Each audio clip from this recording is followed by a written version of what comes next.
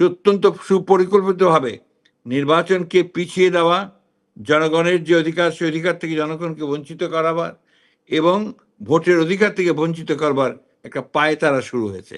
এবং আপনারা নিশ্চয়ই লক্ষ্য করেছেন যে বিভাজনের রাজনীতি আবার শুরু হয়েছে। এখানে গোত্রে গোত্রে যে বিভাজন সৃষ্টি করার চেষ্টা করা হচ্ছে। সরকারের বিভিন্ন ইনস্টিটিউশনগুলোকে পরস্পরের মুখে আপনার মুখোমুখি করার একটা ষড়যন্ত্র চক্রান্ত শুরু হয়েছে। আমরা দেখতে পাচ্ছি যে কিছু মানুষ যারা সরকারের মধ্যে অনুপ্রবেশ ঘটিয়ে বাংলাদেশকে ভিন্ন দিকে নিয়ে যাওয়ার চেষ্টা করছে, ভিন্ন খাতে তাকে প্রভাবিত করবার চেষ্টা করছে। বাংলাদেশ জাতীয়তাবাদী দলের উপরে সবসময় গুরু দায়িত্ব এসে পড়ে। সেই দায়িত্বটি হচ্ছে গণতন্ত্রকে প্রতিষ্ঠা করবার দায়িত্ব। সেই দায়িত্ব হচ্ছে বাংলাদেশকে আবার নতুন করে গড়ে তুলবার দায়িত্ব।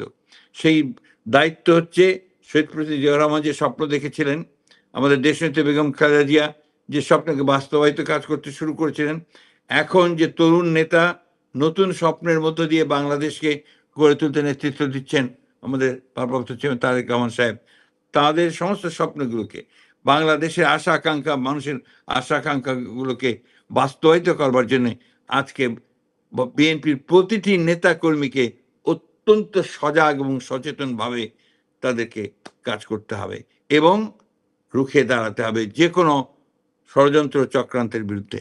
আমি তাই অনুরোধ করব আমাদের সকল নেতা কর্মীদেরকে, বাংলাদেশের জাতীয়তাবাদী দলের যারা আছেন, যেখানে আছেন, যে অত্যন্ত সচেতনভাবে আমরা যেন এই বিষয়গুলো মনে রাখি এবং একই সঙ্গে বাংলাদেশের স্বাধীনতা যেন কেউ কখনো কেড়ে নিতে না পারে, বাংলাদেশের সার্বভৌমত্ব যেন কেউ বিনষ্ট করতে না পারে, বাংলাদেশের গণতন্ত্রকে আর কেউ যেন কখনো ফ্যাসিবাদ স্বৈরাচার দিয়ে দাবিয়ে রাখতে না পারে, সেইভাবেই বাংলাদেশের প্রতিটি কর্মীকে, জাতীয়তাবাদী দলের প্রতিটি কর্মীকে আজকে সেই ভূমিকা পালন করতে হবে।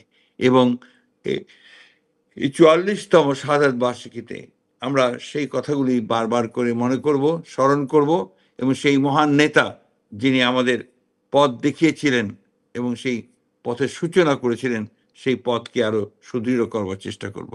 আসুন আপনারা আমি অনুরোধ করব, বাংলাদেশ জাতীয়তাবাদী দলের নেতা কর্মীরা অনেক ত্যাগ স্বীকার করেছেন। ৬০ লক্ষ মানুষের বিরুদ্ধে মিথ্যা মামলা দেওয়া ছিল, কয়েক হাজার মানুষকে হত্যা করা হয়েছিল, প্রায় ১৭০০ নেতা কর্মীকে এনফোর্স ডিসঅ্যাপিয়ারেন্সের মধ্যে নিয়ে যাওয়া হয়েছিল। সেই অবস্থা থেকে আজকে একটা সুযোগ সৃষ্টি হয়েছে যে আমরা একটা নতুন বাংলাদেশ নির্মাণ করব। শহীদ প্রেসিডেন্ট জিয়াউর রহমানের যে স্বপ্ন, আমাদের দেশনেত্রী বেগম খালেদা জিয়ার যে স্বপ্ন, তারেক রহমানের যে স্বপ্ন, সেই স্বপ্নকে বাস্তবায়িত করবার জন্য আমরা সামনের দিকে এগিয়ে যাব।